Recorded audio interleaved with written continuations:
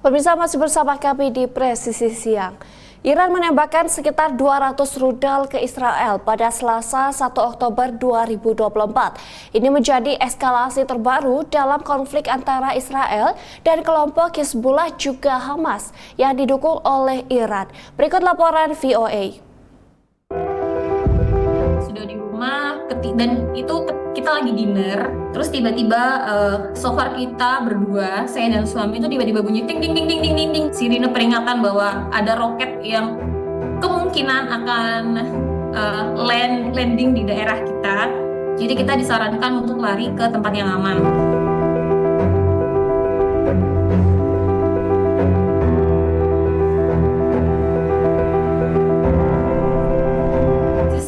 Not something normal, terutama bagi saya karena saya terhitung cukup baru di sini, 3 tahun. Jadi jika dibandingkan dengan 7 Oktober, mungkin 7 Oktober itu kita memang punya red alert cukup intens, tapi tidak seintens ini. Masih was-was, cuman tidak sekhawatir ketika 7 Oktober.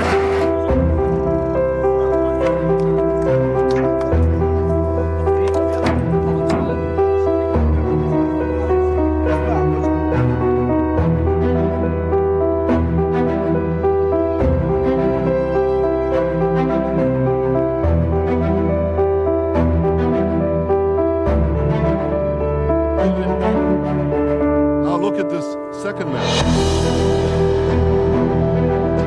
אנחנו נמצאים במוכנות גבוהה בהגנה ובהתקפה. אנחנו נגן על אזרחי מדינת ישראל. יהיו לירי הזה השלכות. יש לנו תוכניות, אנחנו נפעל במקום ובזמן שנחליט. At my direction, the United States military actively supported the defense of Israel. But based on what we know now, the attack appears to have been defeated and ineffective. Make no mistake, the United States is fully supportive of Israel.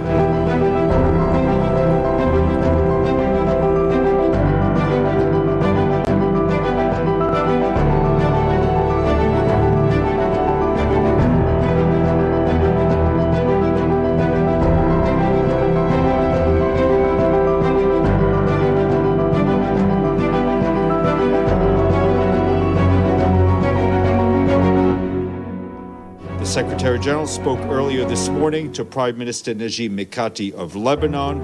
He told the Prime Minister that the United Nations system in Lebanon was fully mobilized to assist all those in need in the country.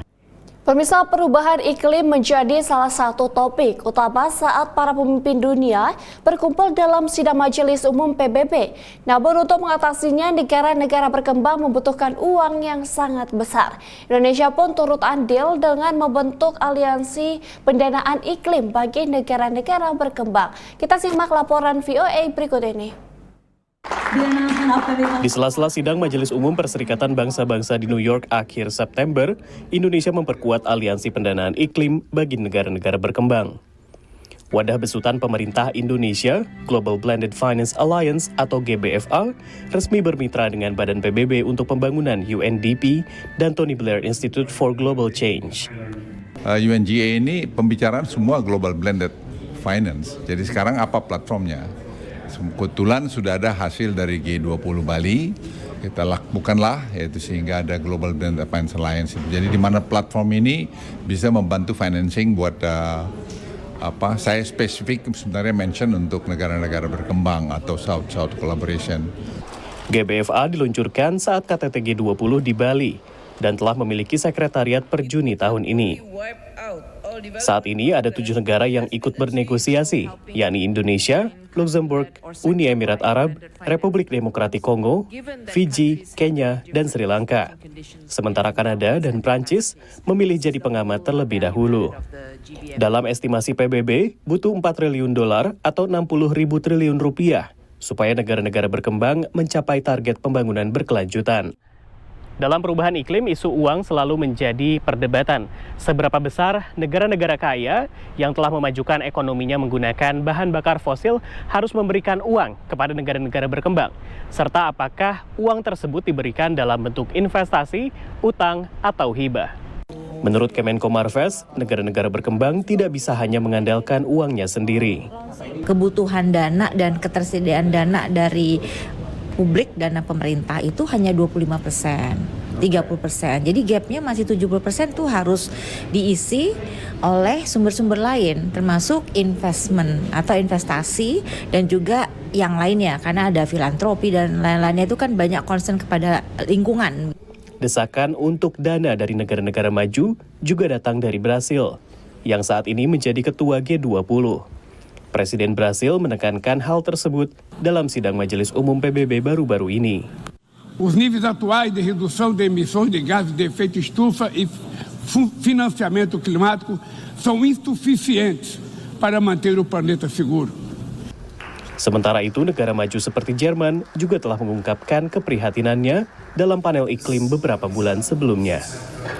Dazu von einer überschaubaren Gruppe von Ländern werden für Investitionen in dieser Größenordnung bei bestem Willen nicht ausreichen. Eine Diskussion, die nur auf öffentliche Finanzierungszusagen fixiert ist, greift viel zu kurz. Wir brauchen eine neue Herangehensweise an die Finanzierung des Klimaschutzes weltweit. Dari New York dan Washington DC, Rio Tuasikal, Randy Wicaksana, dan Taris Hirziman, VOA.